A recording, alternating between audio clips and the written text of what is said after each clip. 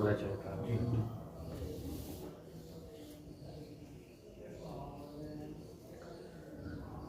नमो अरिहंताणं नमो सिद्धाणं नमो आयर्याणं नमो वज्रायाणं नमो लोये सबसाहुणम्।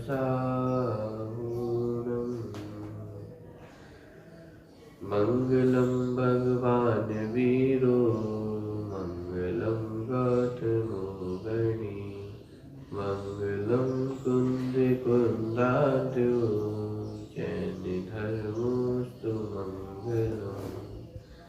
सर्वमंगल मांगल्यम सर्वकल्याणकारकम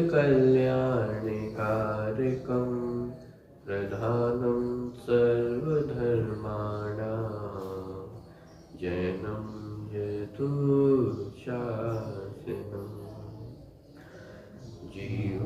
जीवम तपं जिनवरवसेन जैन निर्देष्टं देवीन्द्रविन्दवन्दं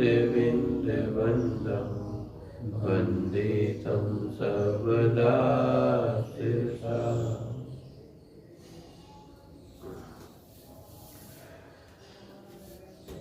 तरफ संग्रह ग्रंथ की 48वीं गाथा की चर्चा अपनी चल रही है।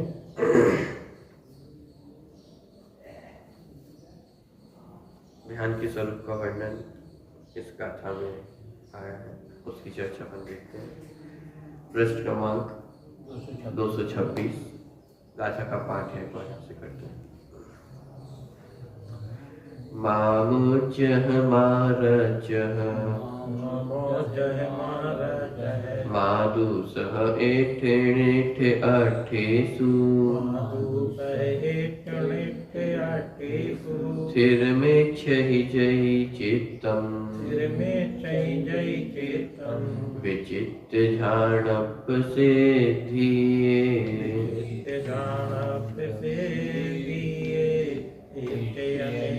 वस्तु को देखी आगे देखे अरुमोह न पीती जो चित्त को तेरे करना हो ऐसी ध्यान विधि हो। ध्यान की चर्चा करते हुए आचार्य ने लिखा कि यदि चित्त को स्थिर करना चाहते हो, विषयों से अपने चित्त को हटाना चाहते हो, तो क्या करो कि मोह राग और द्वेष ना करो, मत करो। मोह राग द्वेष का नहीं करना और स्वरूपों में स्थिर होना, माने ऐसा नहीं है कि मोह राग द्वेष छूटेंगे तो स्वरूप में स्थिरता होगी। कार्य दोनों एक साथ ही होने वाले हैं। चाहे स्वरूप में स्थिरता कहें तो स्वरूप में स्थिरता का मतलब है मोह राग द्वेष का छूटना, अथवा मोह राग द्वेष की तरफ से कहें कि मोह राग द्वेष का छूटना ही स्वरूप में स्थिर होना है। ठीक, इसलिए यहाँ पे आचार्य ने प्रेरणा दी। मोह राग द्वेष की ओर से प्रेरणा इसलिए दी है क्योंकि अनादि से जीव को मोह राग द्वेष के ही संस्कार पड़े हुए हैं, उन्हीं से सुपरिचित है, अनुभव है। माने मोह राग द्वेष को व्यक्ति जानता है, लेकिन आत्म स्वरूप में स्थिर होने को कहा जाए तो बात एकदम समझ में नहीं आती है कि स्वरूप में स्थिर होने का मतलब क्या है। लेकिन मोह राग द्वेष छोड़ने का मतलब वो समझ सकता है, क्योंकि मोह राग और द्वेष ये जीव को भली भांति अनादि काल से पता हुआ है कि ये क्या होते हैं। इसलिए यहाँ पे ध्यान की प्रेरणा कहाँ से दी? ध्यान किसे कहते हैं कि स्वरूप में स्थिर होना चाहते हो तो क्या करो कि मोह राग और द्वेष मत करो। ठीक है, ध्यान की चर्चा तो यद्यपि पिछली जो 47वीं गाथा की वहां मुख्य रूप से की थी, यहाँ पे तो उत्थानी का स्वरूप ये लिखा था कि ध्याता के लक्षण को बताते हैं। लेकिन चूंकि ध्याता और ध्यान दोनों एक रूप ही है, तो ध्यान के स्वरूप को स्पष्ट करते हुए वो ध्याता का स्वरूप भी स्पष्ट किया जा रहा है। जिस प्रकार ध्यान का स्वरूप स्पष्ट होगा तो ध्यान को ध्याने वाला ध्याता भी उसी प्रकार का होगा। जैसे आर्त ध्यान का वर्णन किया, तो आर्त ध्यान करने वाला ध्याता भी वो आर्त ध्यान रूपी ही होगा, तो वो अपने आप ध्याता का स्वरूप उसमें स्पष्ट होता चला जा रहा है। और समझना तो ध्यान को ही पड़ेगा, ध्यान से युक्त जो ध्याता है वो भी वैसा ही होगा। ठीक है, तो इस प्रकार यहाँ पे चर्चा ली थी। एक और बात जो मूल गाथा में ली थी, विचित्र झाणप सिद्धि है। विचित्र माने जिसका आपने कल ध्यान किया। दो प्रकार से अर्थ किया था विचित्र का, माने वो ध्यान विचित्र प्रकार का है। तो दो अर्थ हुए विचित्र के, एक तो अनेक प्रकार का है, से अपन कहते हैं चित्र विचित्र, तो अनेक प्रकार का, तो ध्यान में अनेक प्रकार का है। अनेक प्रकार का मतलब जगत में अनंत जीव है, तो अनंत जीवों की अपेक्षा देखा जाए तो ध्यान भी कितने प्रकार का हो गया, अनंत प्रकार का हो गया, क्योंकि एक एक समय वो पर्याय बदल रही है, एक एक समय जीव का उपयोग बदल रहा है, एक एक समय विषय, किस विषय पर ध्यान है जीव का वो बदल रहा है। तो एक तो विचित्र प्रकार का, माने वो ध्यान विचित्र प्रकार का। दूसरा, आत्मानुभूति के संदर्भ में यदि विचित्र शब्द का अर्थ किया जाए तो होगा विचित्र। पहले हो गया विचित्र माने अनेक प्रकार का, यहाँ पे होगा विचित्र माने जो चित्त से रहित है, माने चित्त में मोह राग द्वेष से रहित पना होना, उसका अर्थ है विचित्र। माने मोह राग द्वेष के विकल्प से रहित होना वह विचित्र है, और ऐसा विचित्र ध्यान वह मोक्ष का कारण है, माने सिद्धि का कारण है। ठीक है, तो इस प्रकार विचित्र का मतलब अत्यंत आनंद का, ठीक है। अस्थि रूप से वो होगा, नास्तिक रूप से, माने जो शाब्दिक अर्थ यदि विचित्र का देखा जाएगा तो विचित्र का अर्थ होगा माने विकल्प जाल से रहित होगा। विकल्प जाल से रहित जभी होगा ना, हाँ बात एक ही है, लेकिन विचित्र शब्द का जो शाब्दिक अर्थ होगा वह ये कि विकल्प जाल से रहित होना। कौन से विकल्प जाल? मोह राग और द्वेष रूप विकल्प जाल से रहित होना। जब जीव विकल्प जाल से रहित होगा तो आत्म स्वरूप में स्थिर हो गई। पहले अपन वो बात करके आए, क्योंकि कार्य एक ही हो रहा है, आत्म स्वरूप में स्थिर होना और मोह राग द्वेष का अभाव होना। हाँ, मोह राग द्वेष की तरफ से समझाया इसलिए गया है क्योंकि जीव मोह राग द्वेष को समझता है। हम और आप भी मोह राग द्वेष को समझते हैं। आत्मा कहेंगे तो आपको इतनी जल्दी समझ में नहीं आएगा, लेकिन जैसे ही राग द्वेष क्या कहेंगे, गुस्सा करना, आपको तुरंत अंदर तक अनुभूति हो जाएगी कि भाई गुस्सा करना किसे कहते हैं। लेकिन आत्मानुभूति करने को कहा जाए तो अभी वो एक थर्ड पार्टी ऐसा ही लगता है कि कोई होगा आत्मा और जो आत्मानुभूति करता होगा। बात पकड़ में आ गई? इसलिए ध्यान को भी समझाए किस तरफ से, नास्ति से समझाए कि मोह राग द्वेष का नहीं करना, वही आत्म स्वरूप में स्थिर होना है। तो इसलिए यहाँ पे गाथा में भी भाषा इसी तरह की लिखी, यदि आत्मा में स्थिर होना चाहते हो तो क्या करो, मोह राग द्वेष का अभाव करो। ठीक, हाँ, यदि जीव आत्म स्वरूप को समझता होता, आत्मा में अनुभव पहले से हुआ होता, तो फिर ऐसा भी भाषा लिख सकते थे, यदि मोह राग द्वेष का भाव करना चाहते हो तो क्या करो, कि आत्म स्वरूप में स्थिर हो। और आध्यात्मिक जो ग्रंथ है उसमें तो आपको ये भाषा मिल भी जाएगी कि आत्म स्वरूप में स्थिर होने की प्रेरणा वहां पे दी जाती है। ठीक, चलिए, तो इस प्रकार यहाँ पे पहला जो 8 ध्यान है उसकी चर्चा अपनी पूरी हो चुकी थी। 4 प्रकार का 8 ध्यान है। वेद आपको याद है,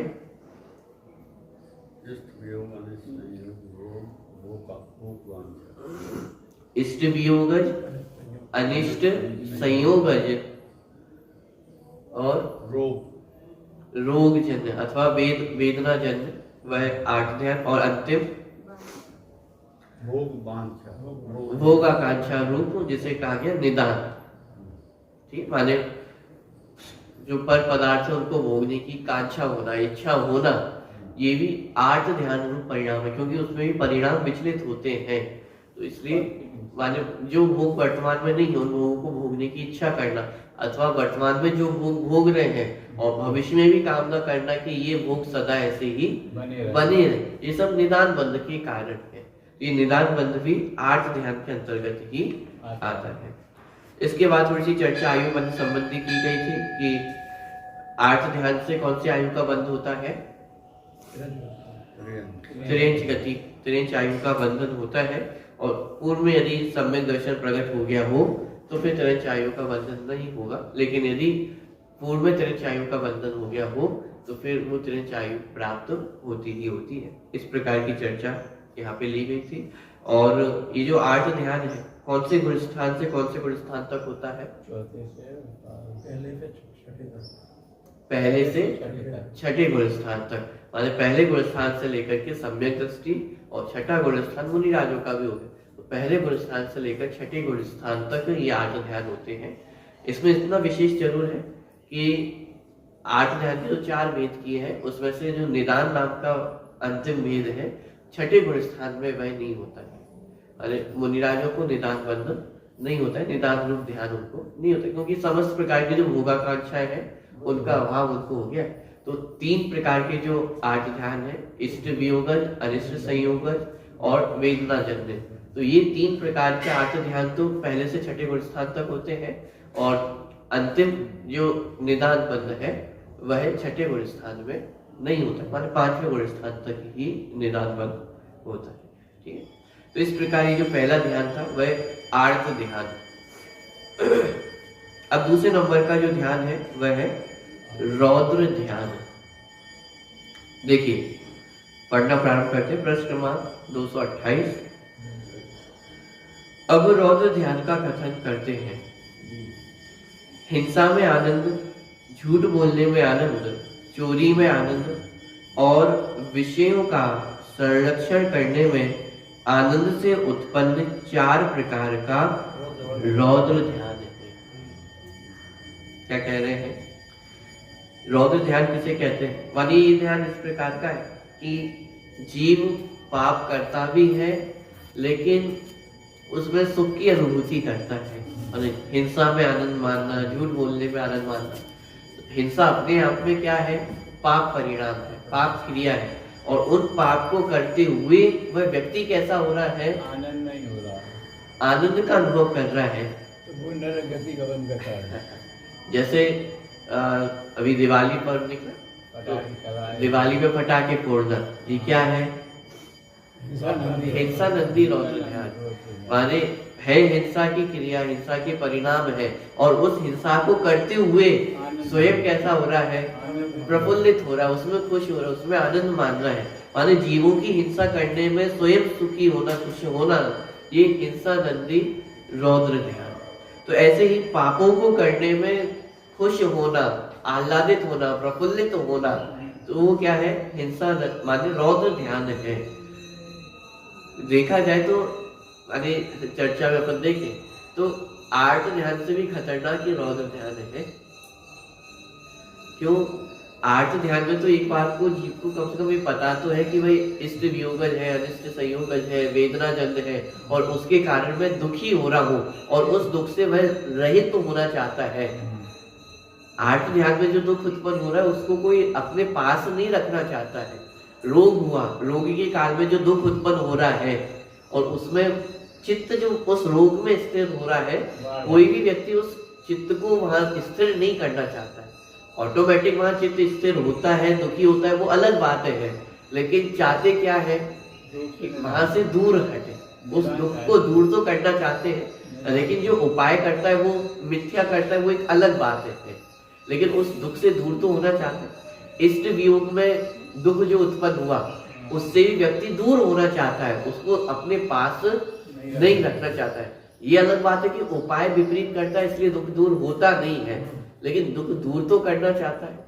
माने आर्त ध्यान में जो दुख उत्पन्न हो रहा है जीव उससे दूर भी होना चाहता है, लेकिन ये रौद्र ध्यान विपरीत कार्य करता है और उसमें एक तो पाप करता है तो निरंतर पाप का बंधन हो रहा है और दूसरा उस पाप में आनंदित मानता है, खुश होता है कि अरे ये कार्य तो मैं और अच्छा कर रहा हूँ। तो ये रौद्र ध्यान व्यक्ति और अधिक करना चाहता है और एक बार यदि सफल हो जाए तो फिर दूसरी बार और चस्का लग जाता है कि अरे दूसरी बार भी सफल हो जाऊंगा। दूसरी बार सफल हो जाए फिर तीसरी बार लगता है, तीसरी बार हो जाए फिर तो अपने आप में भगवान बन जाता है।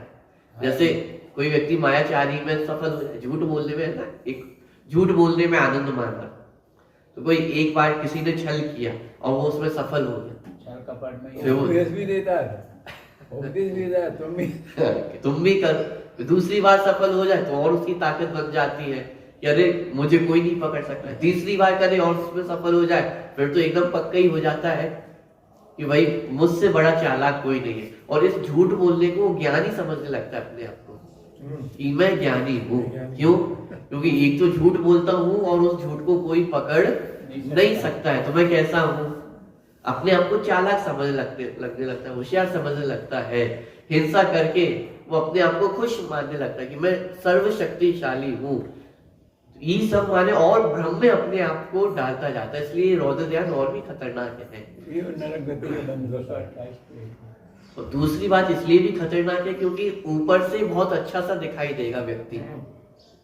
भाई पटाखे फोड़ते हुए आप हिंसा आनंद की तो कर रहे हो, किसी से गाली गलौज नहीं कर रहे हो, किसी को मारते हुए प्रत्यक्ष में ऐसे दिखाई नहीं दे रहे हो, तो कर क्या रहे हो? हिंसा हो रही है, कर तो आप आनंद से ही रहे हो, आपस में घुल मिल रहे हो, आनंद कर रहे हो, लेकिन अंतरंग में वो पाप का जो परिणाम चल रहा है और उसमें आनंद की अनुभूति।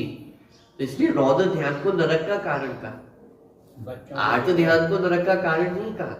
किसे नरक का कारण कहा? रौद्र ध्यान को नरक का कारण कहा। ऊपर से तो आनंदित होता हुआ दिखाई दे रहा है, प्रफुल्लित होता हुआ दिखाई दे रहा है, लेकिन अंदर ही अंदर जो पाप प्रवृत्ति चल रही है और उस पाप में प्रफुल्लित हो रहा है, तो वह नरक का कारण। देखिए, हिंसा में आनंद, झूठ बोलने में आनंद, चोरी में आनंद और विषयों का संरक्षण करने में आनंद से उत्पन्न, विषयों का संरक्षण माने परिग्रह, उस परिग्रह में आनंद की अनुभूति होना, आनंद से उत्पन्न 4 प्रकार का रौद्र ध्यान है। ठीक, हिंसा करने में आनंद मानना, झूठ बोलने में आनंद मानना, चोरी करने में आनंद मानना और विषयों के संरक्षण करने में, परिग्रह करने में आनंद मानना, यह सब रौद्र ध्यान के भेद हैं। वह रौद्र ध्यान तारतम्यता से मिथ्या दृष्टि से लेकर 5वें गुण स्थान तक के जीवों के संभव है। और पहले गुण स्थान से लेकर के 5वें गुण स्थान तक यह रौद्र ध्यान चलता है। वह रौद्र ध्यान मिथ्या दृष्टि जीवों को नरक गति का कारण है, तो भी जिस जीव को सम्यक्त्व प्राप्त करने से पहले नरक की आयु बंधी हो, उसके अतिरिक्त अन्य सम्यक दृष्टि जीवों को वह नरक गति का कारण नहीं होता। और वह रौद्र ध्यान नरक गति का कारण है, और यदि सम्यक दृष्टि है और सम्यक दृष्टि होने से पूर्व आयु का बंधन ना हुआ हो, तो फिर वह रौद्र ध्यान नरक आयु के बंधन का कारण नहीं होता। लेकिन यदि सम्यक से पूर्व नरक आयु का बंधन हो गया हो, तो फिर वह नरक आयु का बंधन सम्यक दृष्टि जीव को भी होता है। लेकिन इतना है कि उसमें जो नरक आयु है, उसकी जो आयु है वो कम हो जाती है, स्थिति कम हो जाती है, तो वो एक अलग विषय है, लेकिन वो नरक आयु बनती है। हाँ, लेकिन यदि सम्यक से पहले आयु नहीं बंधी है, तो फिर ये पक्का है कि वो सम्यक दृष्टि जीव को नरक आयु का बंधन नहीं होगा। ठीक है। और कौन से गुण स्थान से लेकर कौन से गुण स्थान तक है? पहले गुण स्थान से लेकर के 5वें गुण स्थान तक। 8 ध्यान कौन से गुण स्थान तक था? 6ठे गुण स्थान तक। माने पहले गुण स्थान से लेकर 6ठे गुण स्थान तक 8 ध्यान, और पहले गुण स्थान से लेकर 5वें गुण स्थान तक रौद्र ध्यान। उसमें भी लिखा तारतम्यता से, यानी वह रौद्र ध्यान तारतम्यता से मिथ्या दृष्टि से लेकर 5वें गुण स्थान तक के जीवों के संभव है। तारतम्य माने तारतम्य माने जैसे हॉस्पिटल में अपन वो देखते हैं, मशीन होती है, हार्ट रेट बताती, तो ऊपर नीचे होती रहती है, तो ऊपर नीचे होना, इसे कहा जाता है तारतम्य होना। तारतम्य माने उसमें परिवर्तन होते हैं। जैसा रौद्र ध्यान पहले गुण स्थान में है, वैसे ही रौद्र ध्यान 4थे गुण स्थान में, 5वें गुण स्थान में नहीं होगा, उसमें भेद होगा। रौद्र ध्यान की फ्रीक्वेंसी जैसे देखा जाए तो पहले गुण स्थान में बहुत अधिक होगी, लेकिन जैसा रौद्र ध्यान पहले गुण स्थान में, वैसा ही 4थे गुण स्थान में नहीं होगा। क्योंकि यदि कषायों की अपेक्षा भी देखा जाए तो अनंतानुबंधी कषाय का तो अभाव हो गया 4थे गुण स्थान में, तो अनंतानुबंधी जन्य जो कषाय थी, जो राग द्वेष थे, वो राग द्वेष सब 4थे गुण स्थान में नहीं। तो अपने आप जो फ्रीक्वेंसी है, माने इस भाषा में कहें तो कम होगी या नहीं होगी, इसलिए यहाँ कहा तारतम्यता से, माने जिस गुण स्थान में जैसा रौद्र ध्यान संभव है वैसा जानना। तो तारतम्यता के भेद से उसके अनेक प्रकार के भेद होते हैं। तो वह रौद्र ध्यान मिथ्या दृष्टि जीवों को नरक गति का कारण है, तो भी जिस जीव को सम्यक्त्व प्राप्त करने से पहले नरक आयु बंद हो, उसके अतिरिक्त अन्य सम्यक दृष्टि जीवों को वह नरक गति का कारण नहीं होता। किस कारण से नहीं होता है? निज शुद्धात्म तत्व ही उपादेय है।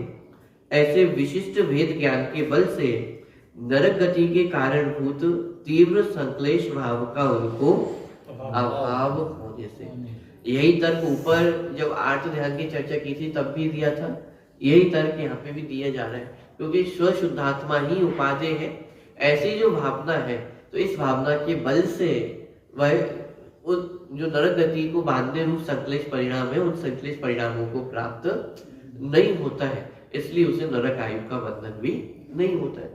सीधी सी बात है, नरक आयु कैसे परिणामों से होगी? बंधन संक्लेश परिणामों से वह बंधन को प्राप्त होगी। लेकिन जिसको सम्यक की प्राप्ति हो गई है उसको वैसे संक्लेश परिणाम होते ही नहीं है, इसलिए सहज ही नरक आयु का बंधन भी नहीं होता है।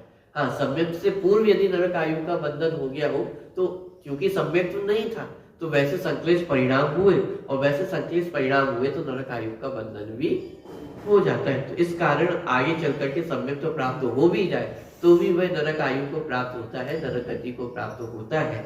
लेकिन यदि सम्यक से पहले आयु का बंधन ना हुआ हो तो फिर जीव को वैसे संक्लेश परिणाम होते ही नहीं।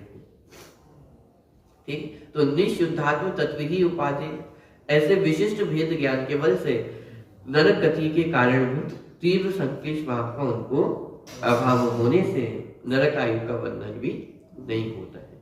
ठीक, तो रौद्र ध्यान क्या हुआ कि पाप परिणामों में, पाप क्रियाओं में आनंदित होना, आनंद मानना, उसका नाम रौद्र ध्यान है। हिंसा करने प्रफुल्लित होना, झूठ बोलने में, चोरी करने में, तो इन सभी है पाप क्रिया, अपने आप में पाप परिणाम है।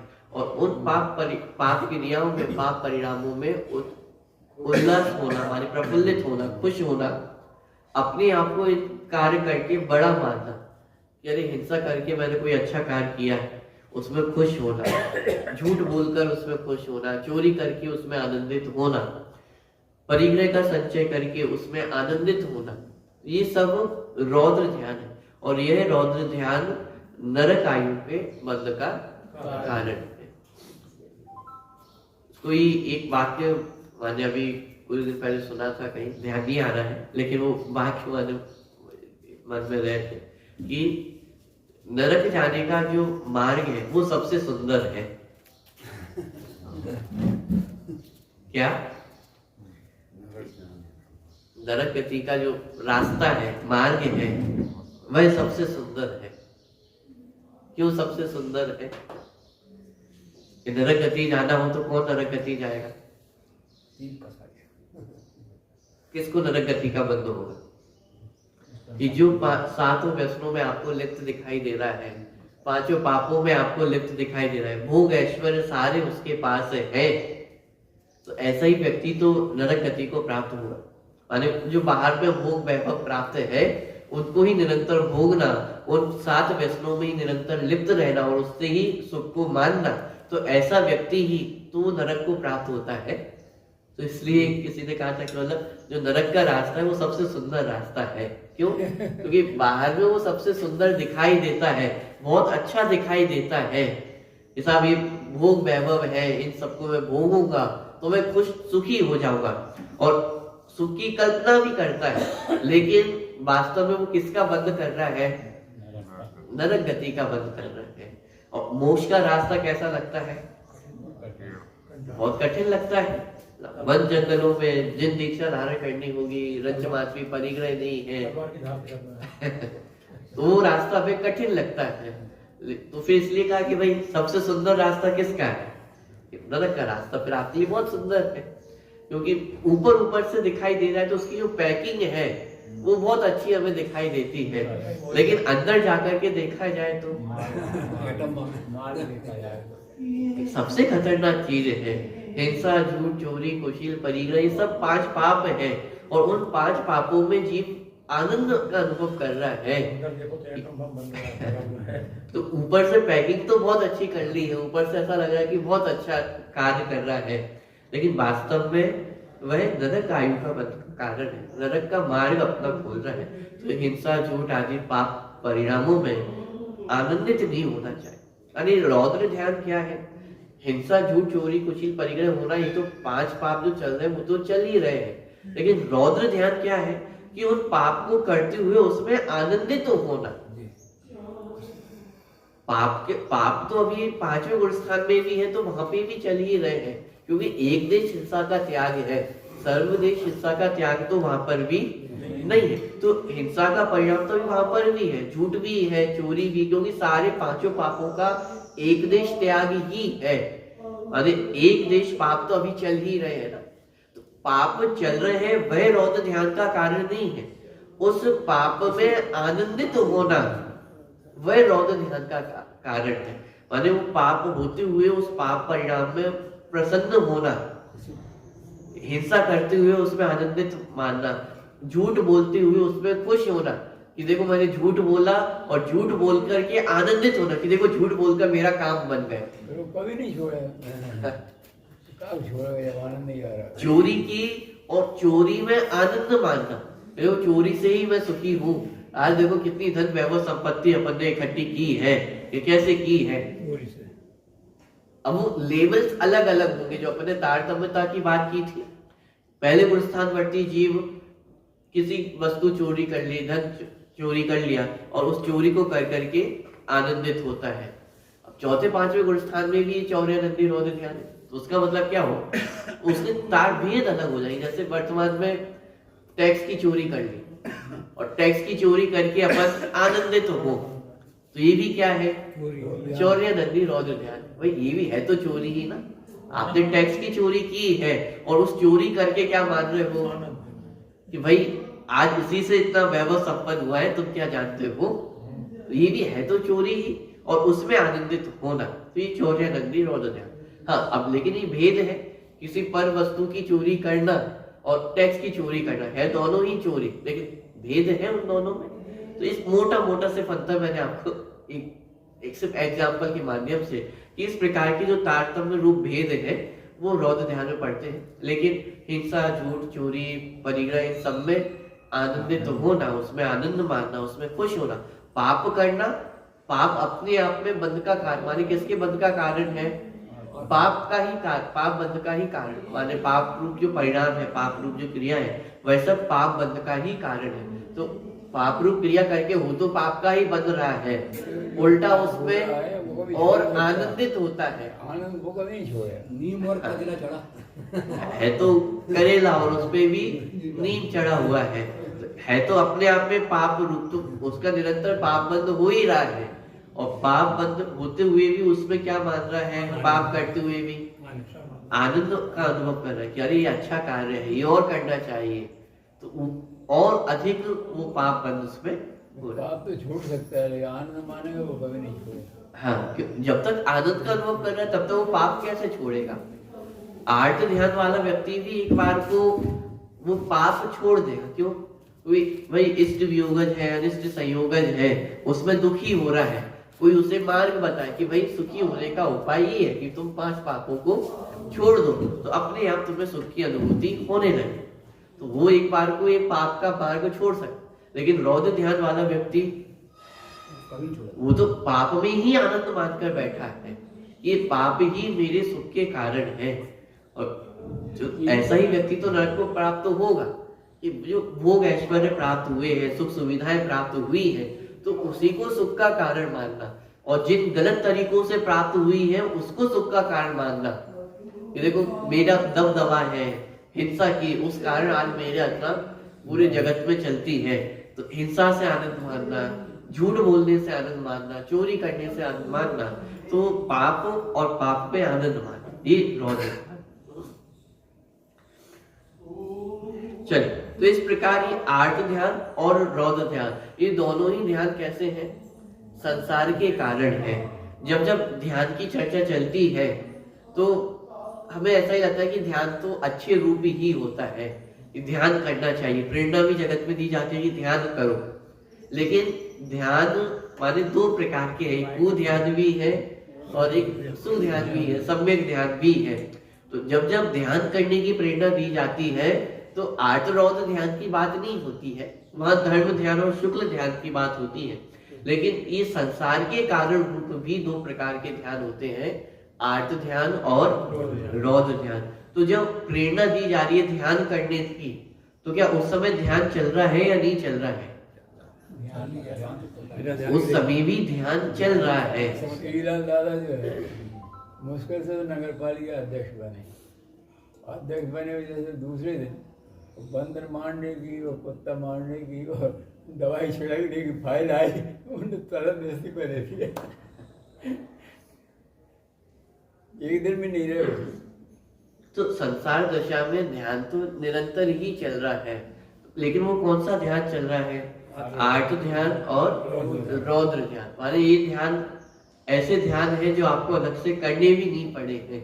अनादि काल से सहज ही ऐसा संस्कार बना हुआ है कि ये आर्त ध्यान और रौद्र ध्यान सभी जीवों के निरंतर चल रहे हैं। तो जहाँ जिनवाणी में प्रेरणा दी है कि यदि मुक्त होना चाहते हो, यदि निश्चय और व्यवहार दोनों प्रकार के मोक्ष को प्राप्त करना चाहते हो, मोक्ष मार्ग को प्राप्त करना चाहते हो, तो क्या करो कि ध्यान करो। तो ध्यान कौन सा ध्यान है? ये धर्म ध्यान और शुक्ल ध्यान की बात है। यहाँ पे आर्त ध्यान और रौद्र ध्यान करने की प्रेरणा नहीं दी जा रही है। तो फिर प्रश्न खड़ा हो सकता है, तो फिर आर्त और रौद्र ध्यान के स्वरूप को क्यों बताया? क्योंकि अनादि काल से आर्त और रौद्र ध्यान ही जीव करता हुआ आ रहा है ना। तो जब तक इनको छोड़ेगा नहीं तो फिर आगे कैसे बढ़ेगा? इसलिए चूंकि ये दोनों ध्यान छोड़ने योग्य है, ये संसार के कारण है, इसलिए इन दो ध्यानों को जानना भी आवश्यक है। क्योंकि ये दो ध्यान तो बिना सिखाए जीव को निरंतर चल रहे हैं। अब यदि उन्हें छोड़ना है तो इसलिए उन्हें समझना आवश्यक है। फॉर्मल जो उनकी जानकारी है वो करना आवश्यक है, क्योंकि बिना जानकारी के भी ये जीव उनको कर रहा है, लेकिन छोड़ना होगा तो उनको जानना भी आवश्यक है। जानेगा तब तो उनको छोड़ेगा कि भाई ये जो ध्यान है ये संसार के कारण है, दुख के कारण है, और उनके छोड़े बिना जीव मोक्ष मार्ग में कदम नहीं रख सकता है। इसलिए आर्त ध्यान और रौद्र ध्यान के स्वरूप को यहाँ पे स्पष्ट किया। तो इससे हमें ये भी पता चलता है माने ध्यान का एक प्रकार का रूप इस प्रकार भी है। माने ध्यान आत्म स्वरूप में स्थिर होना ये भी ध्यान है, लेकिन आत्म स्वरूप में स्थिर नहीं हुआ लेकिन तो वो उपयोग कहीं ना कहीं तो स्थिर होगा ही ना। तो वो जहां जहां स्थिर हो सकता है उसको आर्त और रौद्र ध्यान के अंतर्गत ले ली गए। माने आर्त ध्यान के 4 वेद और रौद्र ध्यान के 4 वेद। तो ये मोटे मोटे 8 प्रकार 8 स्थल ऐसे हैं जहां जीव का उपयोग स्थिर होता है। माने जब जब आत्म स्वरूप में स्थिर नहीं होता है तो उपयोग कहाँ जाकर के रमता है कि मोटे मोटे इन 8 स्थलों में जाकर के रमता है। अनिष्ट वियोगज, अनिष्ट संयोगज, इष्ट वियोगज, वेदना में, भोगाकांक्षा में। रौद्र ध्यान में देखिए तो 5 प्रकार के पापों में और उसमें आनंद करने में, इन स्थलों में जीव का जो उपयोग है वह स्थिर होता है। तो यहाँ पे प्रेरणा दी जा रही है कि यहाँ से अपने चित्त को हटा करके कहाँ स्थिर करना, या वो धर्म ध्यान और शुक्ल ध्यान वो सारी चर्चा आने वाली है कि कहाँ हमारा उपयोग, कहाँ हमारा चित्त स्थिर होना चाहिए और कहाँ से हमें अपना चित्त हटाना है। तो आर्त ध्यान और रौद्र ध्यान ये संसार के कारण है, दुख के कारण है। इनसे दूर होकर के धर्म ध्यान को करना चाहिए। यहाँ पे धर्म ध्यान के संबंध में माने स्वरूप को समझाने के संबंध में पहले उसकी थोड़ी सी उत्थानी का टीका में ली है, उसको अपन पढ़ते हैं। देखिए अंतिम पैराग्राफ है। अब आगे आर्त ध्यान और रौद्र ध्यान के परित्याग रूप आज्ञा विचय, अपाय विचय, विपाक विचय और संस्थान विचय नामक 4 वेद संयुक्त तारतम्य वृद्धि क्रम से असंयत सम्यक दृष्टि, देश विरत, प्रमथ संयत और अप्रमथ संयत इन 4 गुणस्थानवर्ती जीवों को संभव मुख्य रूप से पुण्य बंध का कारण होने पर भी परंपरा से मोक्ष का कारणभूत धर्म ध्यान अब कहा जाता है। 4 प्रकार के ध्यान, 4 प्रकार के ध्यान कौन कौन से?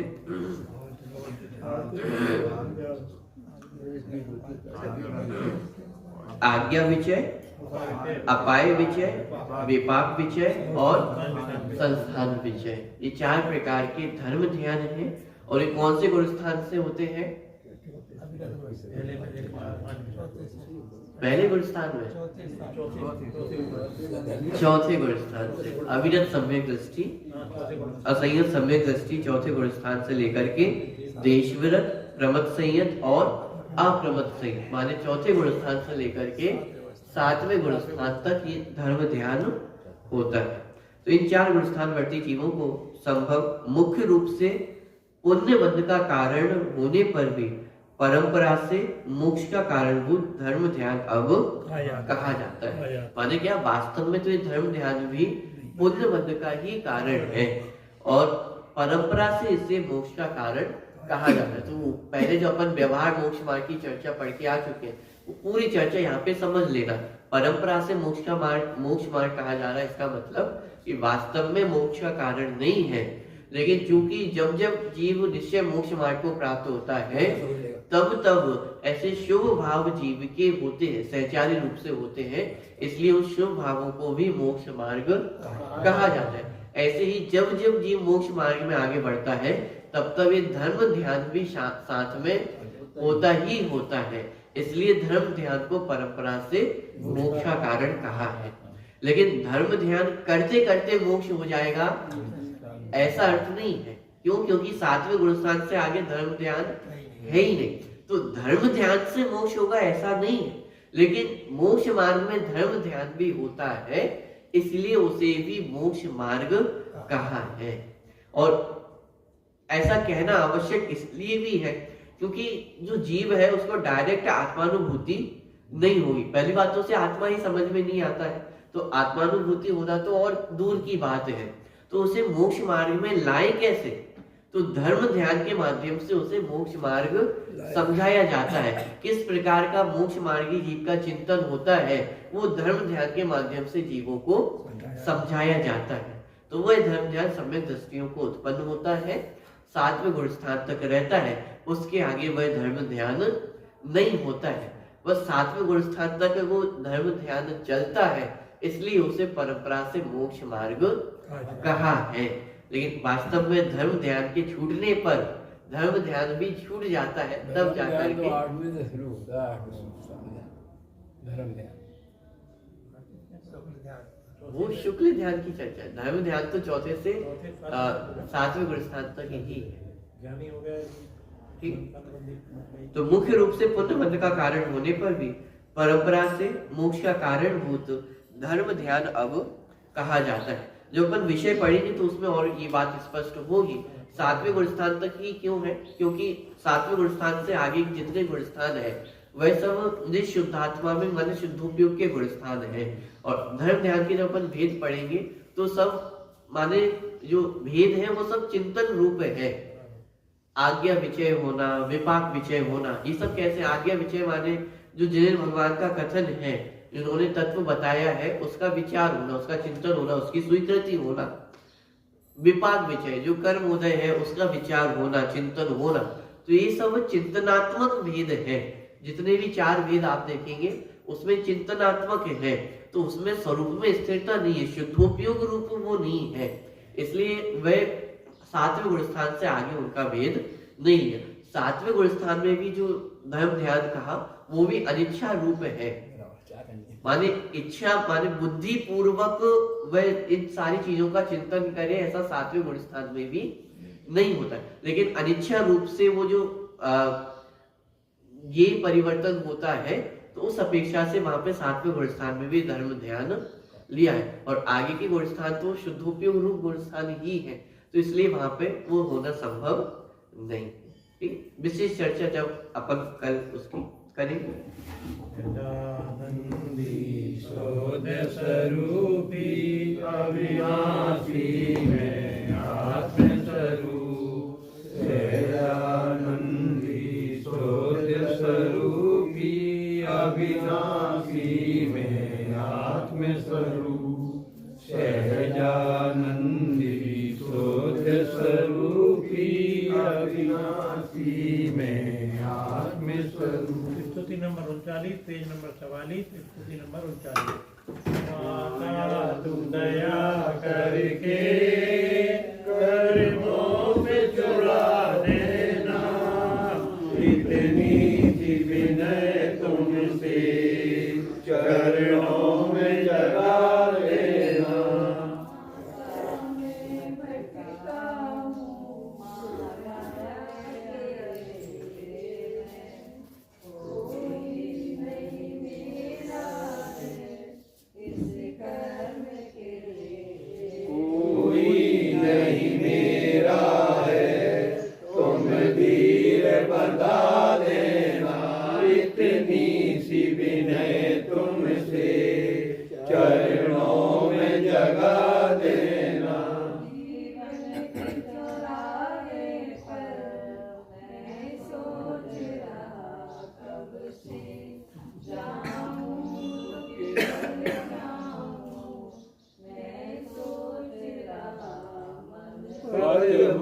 भूल गया हूँ मैं, तुम राह बता देना, इतनी सी विनय तुमसे चरणों में जगा देना। मुझको